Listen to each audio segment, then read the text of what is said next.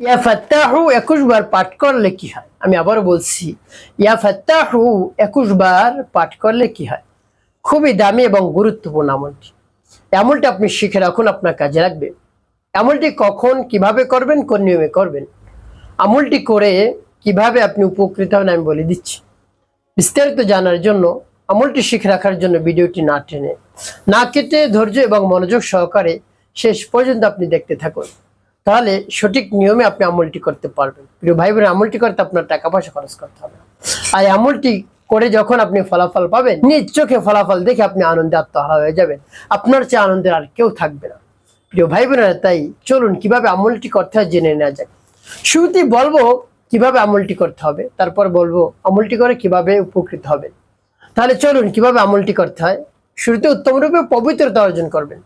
পবিত্রতা অর্জন করে কেবলামুখী হয়ে বসবেন, উত্তম পোশাক পরিধান করে।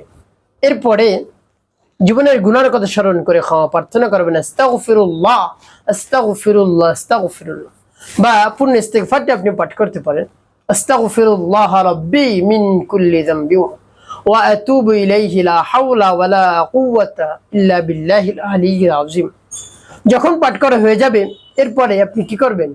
3 বার দুরূদ শরীফ সাল্লাল্লাহু আলাইহি ওয়াসাল্লাম সাল্লাল্লাহু আলাইহি ওয়াসাল্লাম সাল্লাল্লাহু আলাইহি ওয়াসাল্লাম ইস্তিগফার দুরূদ শরীফ পাঠ করা হয়ে গেলে এরপর নাম পাঠ করুন। প্রিয় ভাই বোনেরা, আল্লাহ রাব্বুল আলামিনের কাছে যদি চাইতে পারেন, তার নাম পাঠ করে সাথে সাথে দিয়ে দিবেন।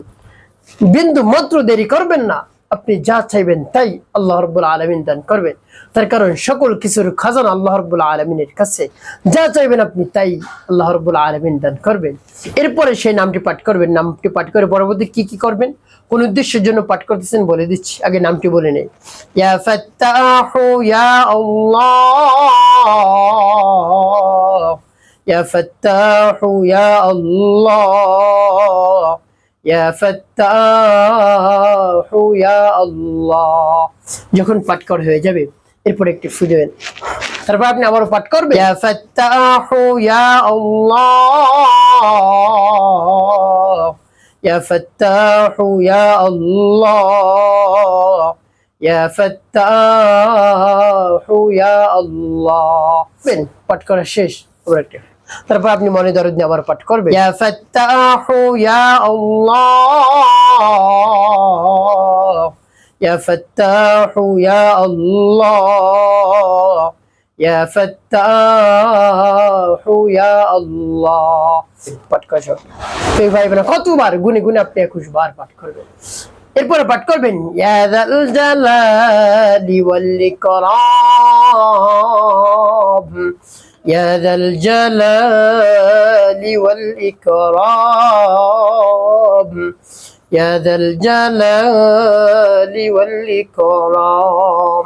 পাঠ করবেন 3 বার। এরপরে নবীজি সাল্লাল্লাহু আলাইহি সাল্লামের মুহাব্বত নিয়ে, ভালোবাসা নিয়ে 3 বার দুরূদ ইব্রাহিম পাঠ করুন। আল্লাহুম্মা সাল্লি আলা মুহাম্মাদ ওয়া আলা আলি মুহাম্মাদ কামা সাল্লাইতা আলা ইব্রাহিম ওয়া আলা আলি ইব্রাহিম ইন্নাকা হামিদুম মাজিদ। আল্লাহুম্মা বারিক আলা মুহাম্মাদ ওয়া আলা আলি মুহাম্মাদ কামা বারাকতা আলা ইব্রাহিম ওয়া আলা আলি ইব্রাহিম ইন্নাকা হামিদুম মাজিদ। আল্লাহুম্মা সাল্লি আলা মুহাম্মাদ ওয়া আলা আলি মুহাম্মাদ কামা সাল্লাইতা আলা ইব্রাহিম وعلى آل إبراهيم إنك حميد مجيد. اللهم بارك على محمد وعلى آل محمد كما باركت على إبراهيم وعلى آل إبراهيم إنك حميد مجيد. اللهم صل على محمد وعلى آل محمد كما صليت على إبراهيم وعلى آل إبراهيم إنك حميد مجيد. اللهم بارك على محمد وعلى آل محمد كما باركت على إبراهيم وعلى آل إبراهيم إنك حميد مجيد.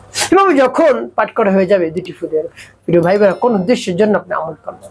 আপনার যদি বিবাহ শাদী না হয়, দেখা যায় বয়স পেরিয়ে গিয়েছে, আপনাকে দেখতে এসে মানুষ পছন্দ করে আবার করে না, বা বিবাহ শাদী হবে হবে একেবারে সময় ঘনিয়ে আসছে, বা ডেট পড়ে গিয়েছে, তারপরেও ডেট শেষ হয়ে যায়, বিবাহ ভেঙে যায়, কোনোভাবেই বিবাহ শাদী হচ্ছে না। আপনি দীর্ঘদিন যাবৎ এভাবে করতেছেন, এভাবে হচ্ছে আপনার সাথে, আপনি পেরেশানির মধ্যে পড়ে গিয়েছেন। সমাজের মানুষগুলো খারাপ মন্তব্য করে, আপনি সেটা শুনে আরো বেশি অস্থির হয়ে পড়েন যে আমার কি কোনোদিন বিবাহ শাদী হবে না। আপনি ভেবে পেরেশানির মধ্যে পড়ে গিয়েছেন, আর পেরেশানিগ্রস্ত আপনার হতে হবে না। আল্লাহ রাব্বুল আলামিনের নামটি আপনি পাঠ করুন, দেখবেন কাজ হয়ে যাবে। উত্তম জীবন সঙ্গিনী আল্লাহ রাব্বুল আলামিন ব্যবস্থা করে দিবেন। আপনার সংসার জীবনকে আল্লাহ রাব্বুল আলামিন সুখময় শান্তিপূর্ণ করবেন। প্রিয় ভাই বোন, একটি কাজ আপনাকে করতে হবে, 5 ওয়াক্ত নামাজ আদায় করতে হবে, মানুষের কল্যাণে খেদমতে কাজ করবেন। অবশ্যই আপনার জীবন সুখময় হবে, শান্তিপূর্ণ হবে ইনশাআল্লাহ।